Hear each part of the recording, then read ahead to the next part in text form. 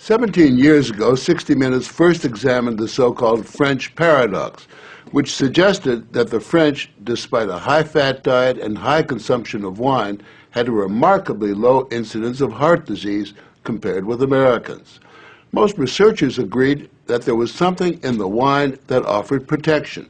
And a few years later, even the highly cautious federal dietary guidelines say that moderate consumption of red wine can be beneficial. Now, scientists across the country have identified a substance in red wine called resveratrol that they believe might do more than just protect the heart, but could, in very high concentrations, significantly extend life by preventing a number of age-related illnesses. If they're right, we all may soon be taking a pill that could give us an extra decade or two of healthy old age. If the promise holds true, I think this has the chance to change healthcare. Dr. Christoph Westphal says we all may soon be taking a drug that just might beat the clock, a simple pill that could delay the inevitable.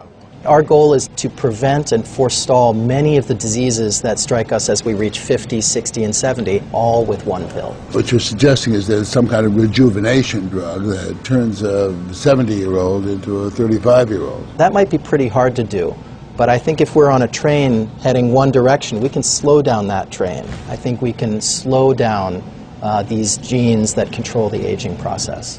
That quest to put death on hold began in 2003 when Westphal met David Sinclair, a biochemist at Harvard, who was studying the genetic components of aging. 5 years ago, I met David, and he had shown that you could extend lifespan in yeast. That's pretty exciting. Now, if you happen to be a yeast, it's very exciting. Yeasts are one thing, human beings are more complicated. So Sinclair focused on a gene present in almost all life forms, the sirtuin gene. It's normally inactive, but when it is active, Sinclair believes it triggers a survival mechanism that extends life. Convinced that something in nature could activate that gene, Sinclair randomly tested thousands of compounds. And bingo, he got a hit, resveratrol. When I Googled this resveratrol, I was shocked to find that red wine was the top hit. Red wine is brimming with resveratrol. It's found in high concentration in the skin of the grape and seems to play a role in protecting it from invading bacteria and fungi. Were you aware of the research into red wine that it offered certain health benefits? Oh, sure. I mean, that's why I almost fell off my chair when the link was made, and I thought that this was a potential explanation for the benefits of red wine. Convinced they were on the verge of a major scientific breakthrough, Sinclair and Westphal launched Certris, a Cambridge, Massachusetts research company.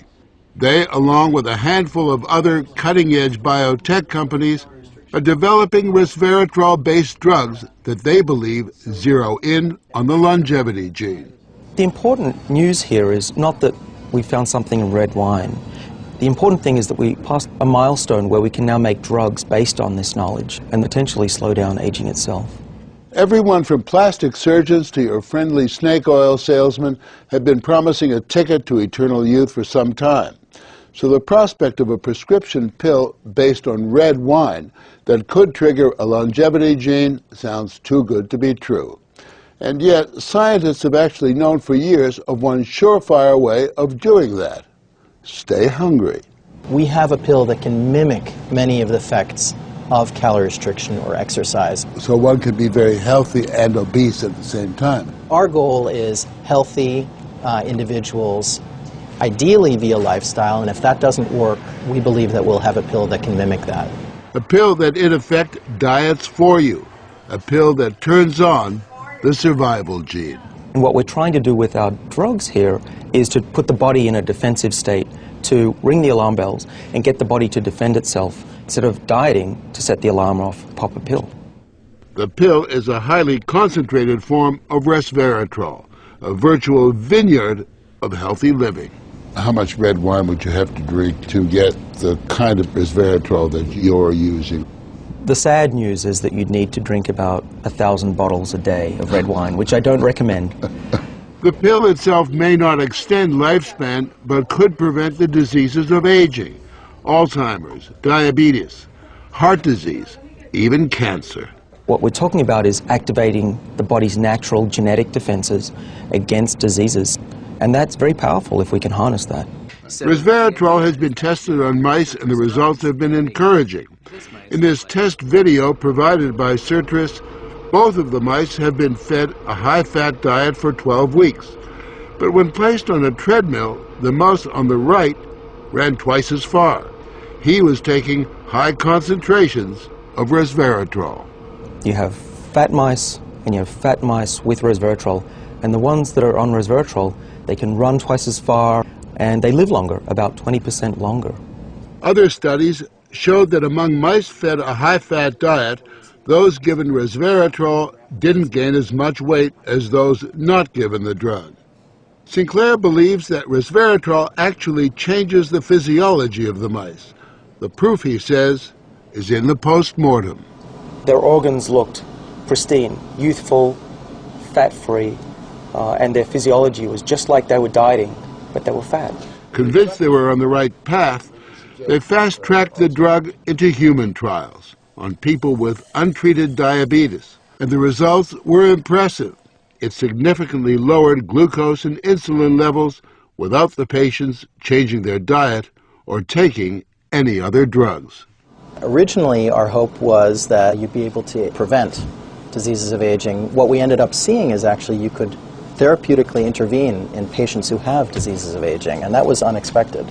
Yeah, the diabetic patients have high blood sugar, and the molecules bring it down. That's treatment, that's not prevention. Sertris is now developing what they say is a much more potent synthetic version of resveratrol that will also soon go into human trials, this time on cancer patients. I keep on thinking, you know, what used to seem like it was science fiction, I actually believe the biology is right, and if we're right, this may be the most important thing that we're going to do in our lives.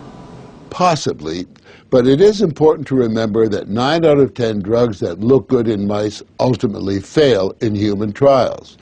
Still, the speed and results generated by Sertris and the resveratrol drugs are unusual, and Sinclair believes these drugs will not only keep people living longer, but will keep them healthy longer. What we're talking about is potentially making a 90-year-old as healthy as a 60-year-old. A 90-year-old can play tennis and see their great-grandkids graduate from college. People will live active, healthy lives and then die quietly in their sleep, and that's really the aim here with these medicines. Are we on the edge of maintaining active lives into our hundreds, for example? Well, we've certainly passed a corner in terms of the science, and someone's going to achieve it, and if it's not us, it's going to be someone else. But the question that most of us want answered is, when do we get this pill? I would say 5 years, to be conservative, that this will happen within our lifetimes. I'm fairly certain about that. One measure of the potential of this research, Dr. Sinclair and Dr. Westfall's little startup company was recently bought by the pharmaceutical giant GlaxoSmithKline for almost $750 million.